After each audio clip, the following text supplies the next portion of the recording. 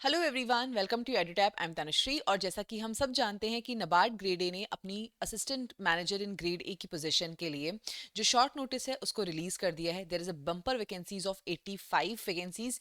तो यहाँ पर एक बहुत ही अच्छी अपॉर्चुनिटी है आपके लिए नबार्ड ग्रेड ए के अंदर इस जॉब को लेने के लिए।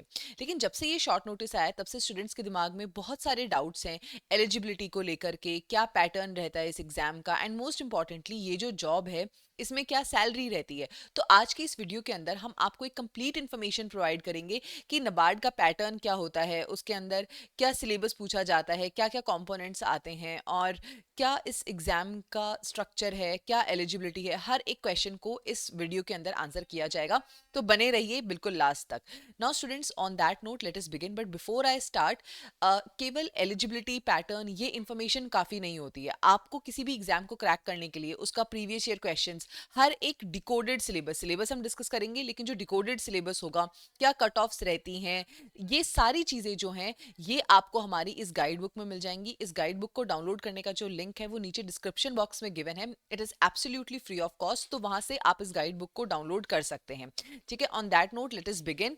बट सबसे पहला सवाल जो आता है वो ये आता है कि मैम अभी तक खाली शॉर्ट नोटिस आया है, और शॉर्ट नोटिस के अंदर हमें केवल ये पता चला है कि रजिस्ट्रेशन कब से लेकर के कब तक है, लेकिन एग्जाम की टेंटेटिव डेट्स क्या होंगी, एग्जाम कब हो सकता है। देखिए स्टूडेंट्स, अगर मैं टेंटेटिव डेट्स की बात करूं तो फेज 1 की जो एक्सपेक्टेड डेट्स हैं that is 20th of December के आसपास हमारा फेज 1 का एग्जाम हो सकता है।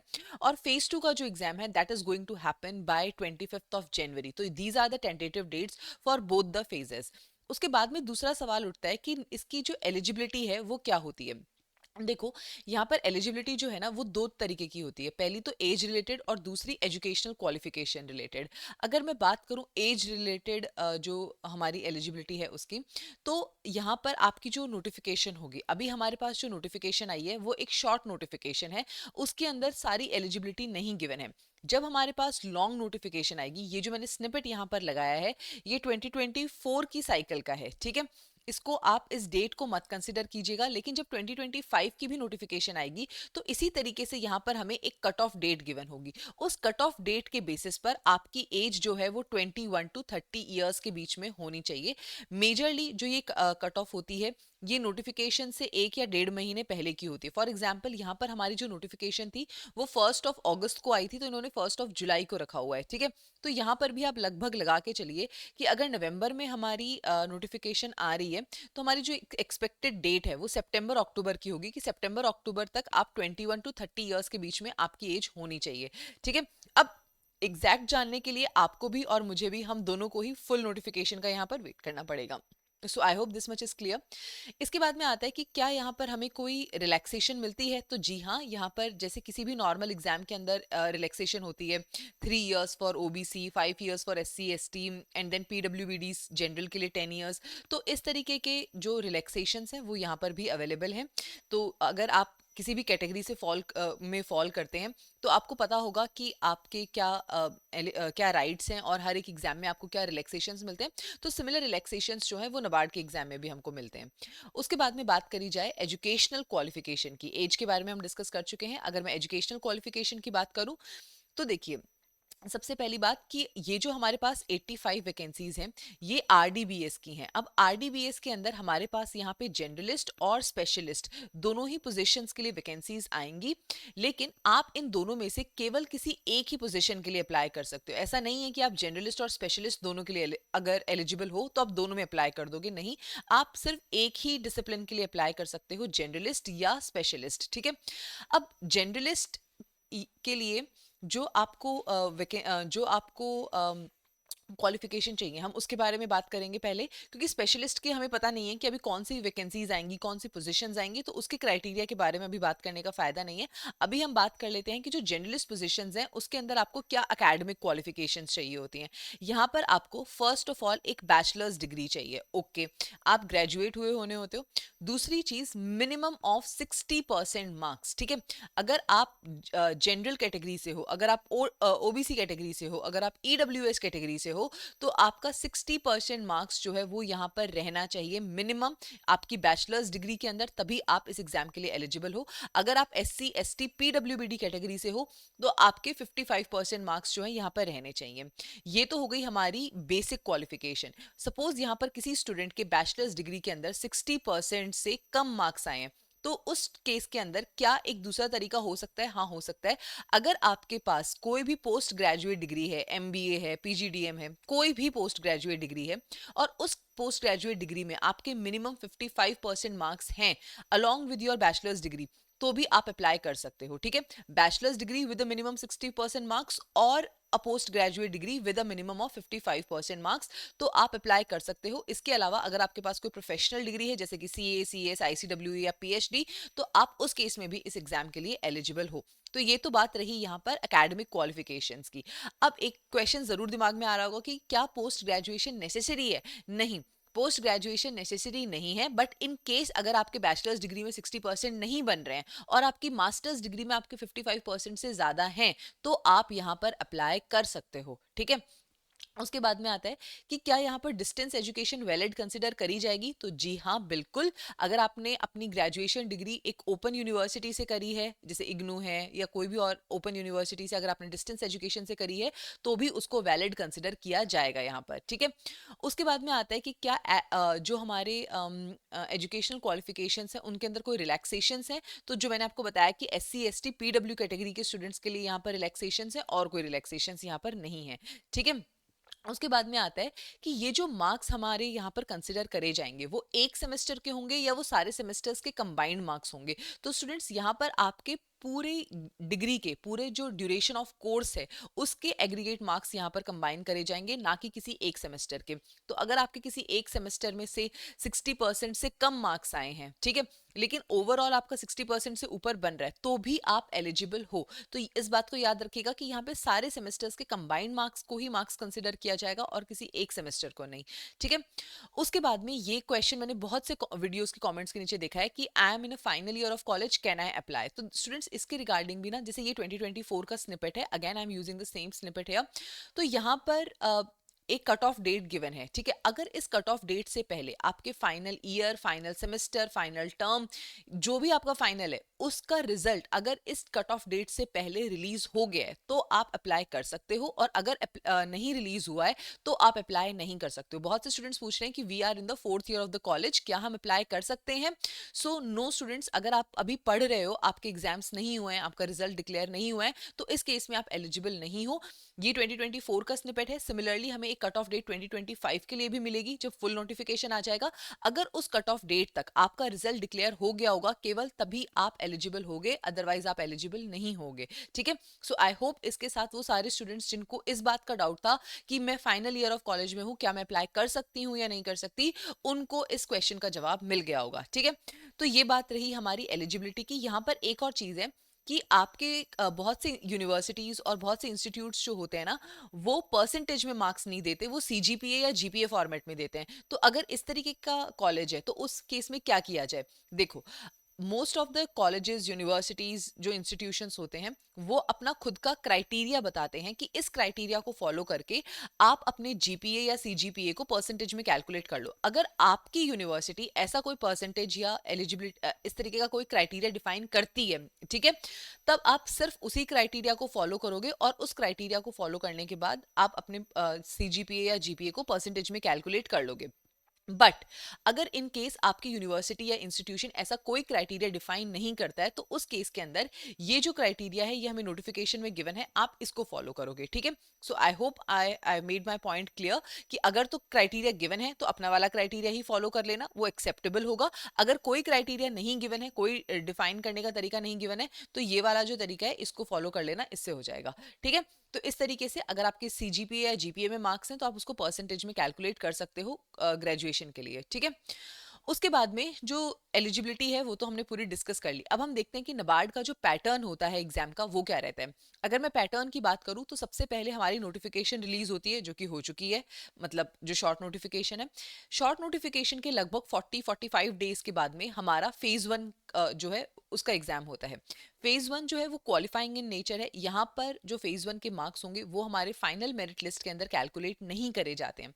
फेज वन के लगभग 25 से 30 दिन के बाद में हमारा फेज टू का एग्जाम होता है, और फेज टू के जो मार्क्स होते हैं 200 मार्क्स का हमारा फेज टू होता है, और फेज टू के जो मार्क्स होते हैं वो फाइनल मेरिट लिस्ट के अंदर कैलकुलेट करे जाते हैं। उसके बाद में हमारा फेज थ्री होता है, 50 मार्क्स का फेज थ्री होता है और इंटरव्यू होता है, और इसके मार्क्स भी हमारे फाइनल मेरिट लिस्ट के अंदर कैलकुलेट करे जाते हैं। ठीक है, तो 3 फेज होंगे, लेकिन जो फेज टू और फेज थ्री इंटरव्यू है उन्हीं के मार्क्स हमारे फाइनल मेरिट लिस्ट के लिए कैलकुलेट होंगे। तो जो फाइनल मेरिट लिस्ट है वो आउट ऑफ 250 मार्क्स हमारी यहाँ पर बनेगी। ठीक है, सो ये रहा पैटर्न। और अब अगर पैटर्न के अंदर थोड़ा और डीप डाइव करें कि किस फेज में हमसे क्या पूछा जाएगा इंडिविजुअली, तो चलो वो देख लेते हैं।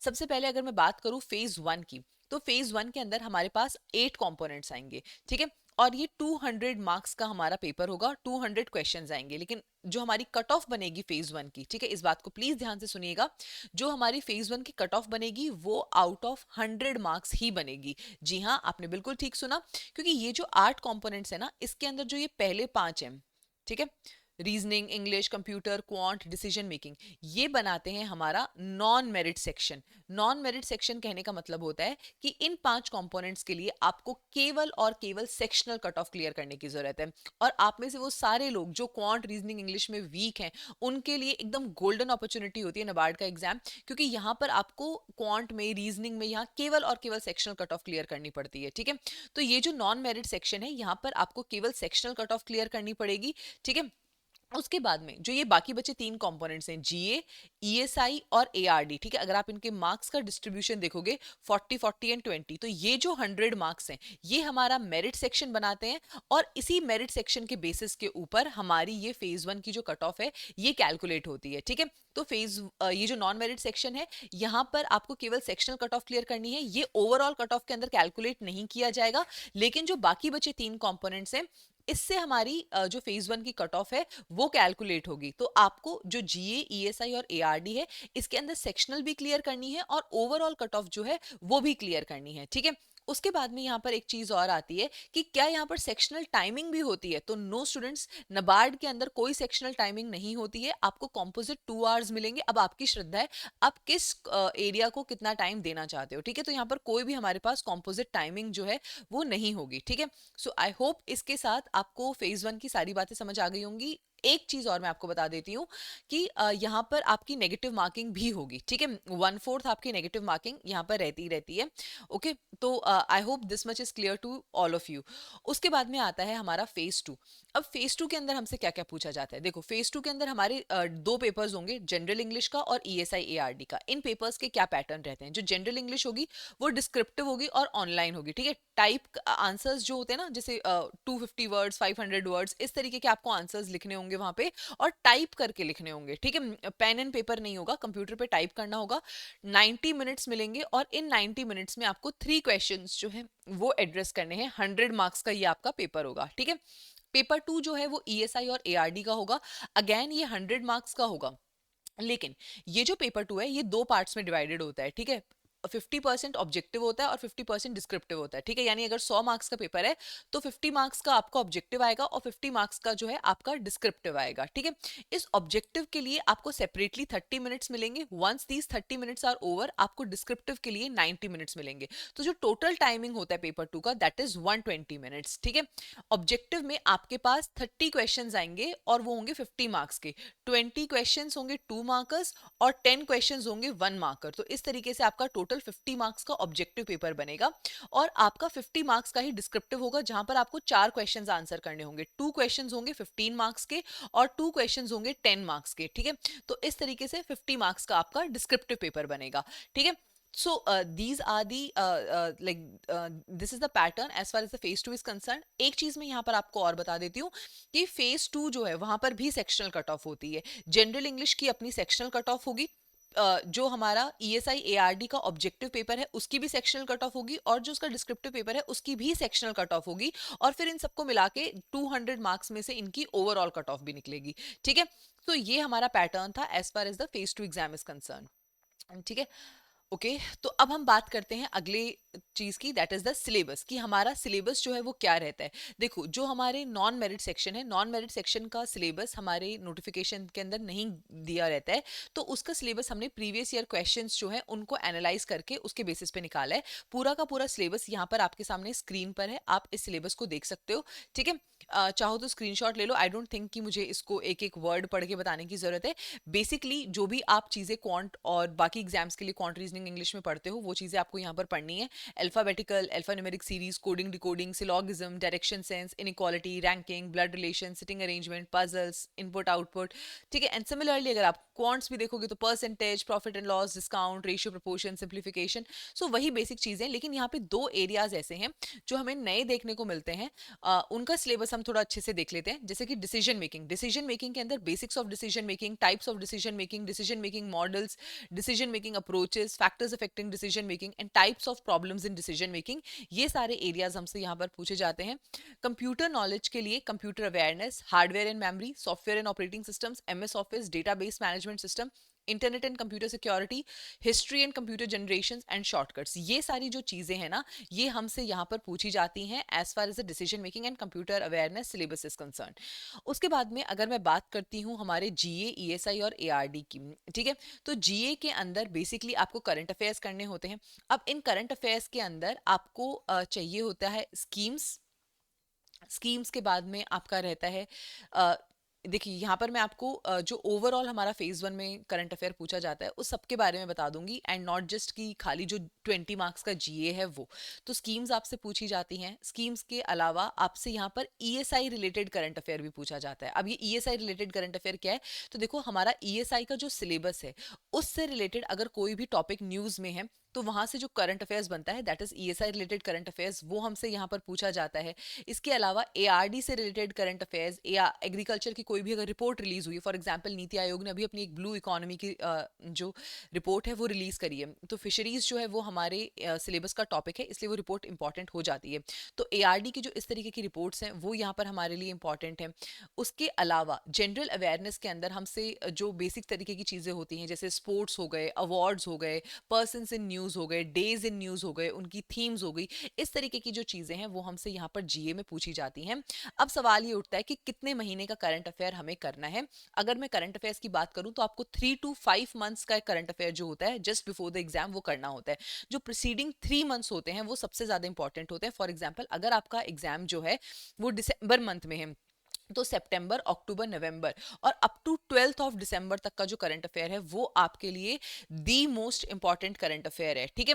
अगर आपके पास टाइम बचे तो आप अगस्त और जुलाई तक भी जा सकते हो, लेकिन सितंबर, अक्टूबर, नवंबर तो सबसे ज्यादा इंपॉर्टेंट मंथ्स हैं, ठीक है। तो आई होप इसके साथ आपको समझ आ गया होगा कि कितने महीने का करंट अफेयर है जो कि आपको करना है, ठीक है।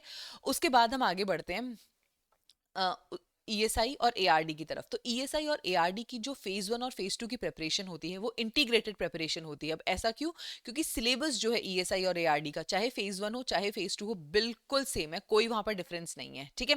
अब अगर मैं एआरडी की बात करूं तो एआरडी में यहाँ पे आपसे पूछे जाएंगे topics like agriculture, agronomy, classification of field crops, cropping system, seed production, meteorology, precision farming, soil and water conservation, water resources and irrigation, farm and agri engineering, plantation and horticulture crops, animal husbandry, fisheries, forestry, agriculture extensions, ecology and climate change, right? And then there are current affairs related to the agriculture, the recent trends, factors of production in agriculture, agriculture finance and marketing, impact of globalization on Indian agriculture, rural development का यहाँ पर हमसे एक अच्छा component पूछा जाता है, rural population in India, and then panchayati raj institutions, right? So these are the syllabus topic as far as the ARD is concerned. If I have to talk about ESI, तो ESI में हमसे पूछा जाता है nature of Indian economy, inflation, poverty alleviation, right, poverty alleviation programmes, population trends, agriculture. तो agriculture का जो syllabus है वो हमें ईएसआई में भी देखने को मिलता है। Industry, rural banking and financial institutions, globalisation, social structure, education, social justice, social movements, तो ये सारे टॉपिक्स हैं जो हमें ईएसआई में देखने को मिलते हैं। लेकिन ईएसआई की मैं आपको एक खास बात बता दूं कि जो हमारा फेज वन होता है अगर 40 मार्क्स का ईएसआई वहां पर पूछा जाता है तो अराउंड 35-36 मार्क्स का हमसे करंट अफेयर्स पूछा जाता है। स्टैटिक सिलेबस ईएसआई के अंदर बिल्कुल ही कम पूछा जाता है। Majorly it is all about the current affairs. Current affairs होते हैं जिसपे आपको सबसे ज्यादा फोकस करना होता है as far as the ESI is concern, ठीक है। तो ये बात रही हमारी फेज 2 के अंदर भी हमने देख लिया ईएसआई और एआरडी का सिलेबस। अब बात करते हैं जो हमारा इंग्लिश कंपोनेंट था उसमें क्या क्या आएगा। जो जनरल इंग्लिश, जो डिस्क्रिप्टिव इंग्लिश हमसे फेज 2 में पूछी जाती है, वहां पर आपसे एस्से, प्रेसी, रीडिंग कॉम्प्रिहेंशन और लेटर, ये 4 टॉपिक्स हैं जो कि पूछे जाते हैं। तो इसके साथ हमने इस एग्जाम की डेट्स, एलिजिबिलिटी, पैटर्न, सिलेबस, सारी चीज़ें देख ली हैं।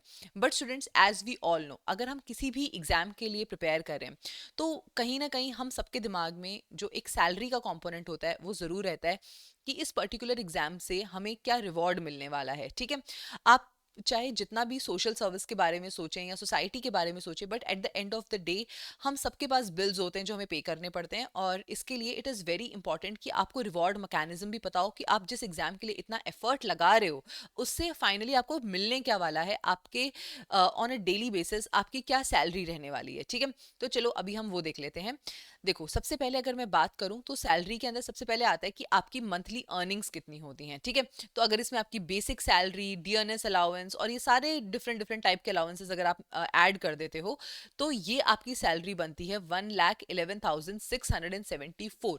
लेकिन this is not the end of the story, इसमें डिडक्शंस भी होते हैं। ठीक है, क्योंकि आपकी प्रोविडेंट फंड कटता है, आपका इनकम टैक्स कटता है, प्रोफेशन टैक्स कटता है, तो ये सारे डिडक्शंस का जो टोटल अमाउंट होता है that sums to be around 21,324। तो जो आपका नेट पे निकल के आता है that is around 90,350। But again यहाँ पर भी हमारी स्टोरी जो है वो एंड नहीं होती है।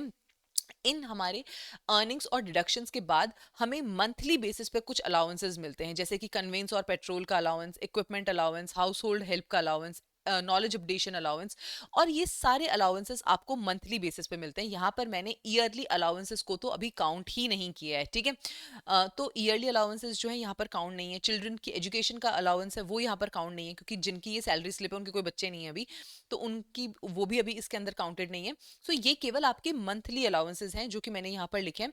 सो that sums to be around 30,000। तो 90,000 के अराउंड का अप्रोक्सीमेटली हमारा बन रहा था ये नेट पे, और उसके बाद में 30,000 के अलाउंसेस। तो मंथली बेसिस पे जो आपके पास सैलरी आती है that sums to be around 1,20,000, और ये आपकी सैलरी है एज अ फ्रेश ज्वाइनी। जैसे ही आप ज्वाइन करेंगे तो ये आपकी सैलरी रहने वाली है इन द नबार्ड।